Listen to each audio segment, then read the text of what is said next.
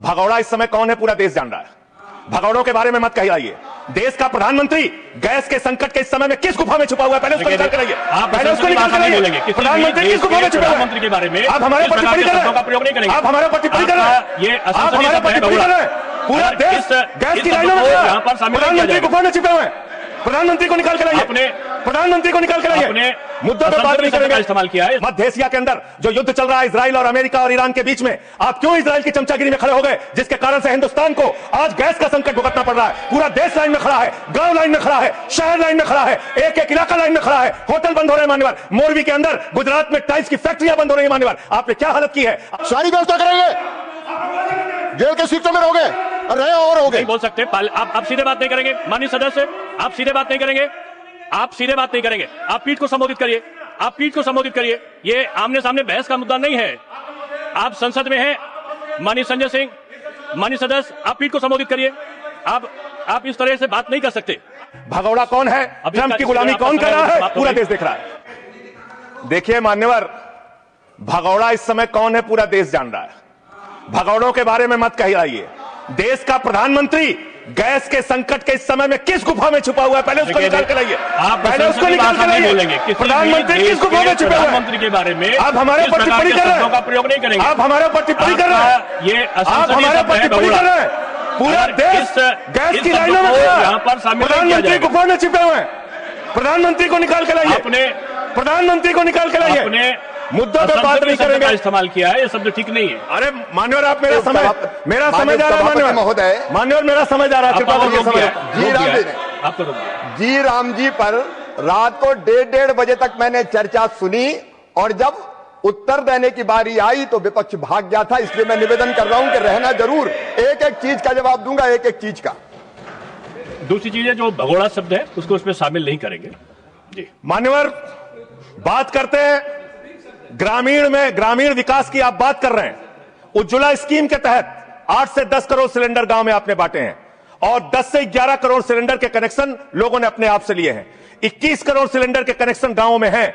मैं आपके माध्यम से इस सरकार से पूछना चाहता हूं, मध्य एशिया के अंदर जो युद्ध चल रहा है इजराइल और अमेरिका और ईरान के बीच में, आप क्यों इजराइल की चमचागिरी में खड़े हो गए, जिसके कारण से हिंदुस्तान को आज गैस का संकट भुगतना पड़ रहा है। पूरा देश लाइन में खड़ा है, गांव लाइन में खड़ा है, शहर लाइन में खड़ा है, एक एक इलाका लाइन में खड़ा है। होटल बंद हो रहे हैं मान्यवर। मोरबी के अंदर गुजरात में टाइल्स की फैक्ट्रियां बंद हो रही है मान्यवर। आपने क्या हालत की है। आप राज्यों के साथ न्याय नहीं करते, आप ग्रामीण व्यवस्था के साथ न्याय नहीं करते। आपने बनारस के अंदर 4200 एकड़ जमीन वहां के किसानों की जबरन कब्जा की। 2013 का जो अधिकरण का नियम है वो नियम आपने लागू नहीं किया। वहां लाठियों से किसानों को पीट के प्रधानमंत्री के संसदीय क्षेत्र में जमीनें कब्जा करने का काम आपने किया। जो पंजाब पूरे देश का पीडीएस सिस्टम चलाता है, 50% भागीदारी पंजाब के किसानों की होती है। आपने पंजाब के रूरल डेवलपमेंट का 8000 करोड़ रुपए मार के बैठे हुए। आप बताइए क्यों आपने पंजाब का हिस्सा नहीं दिया, क्यों आप वहां के साथ सौतेला व्यवहार कर रहे हैं। बताइए इस देश को और पंजाब के लोगों को। वहां पर बाढ़ आई,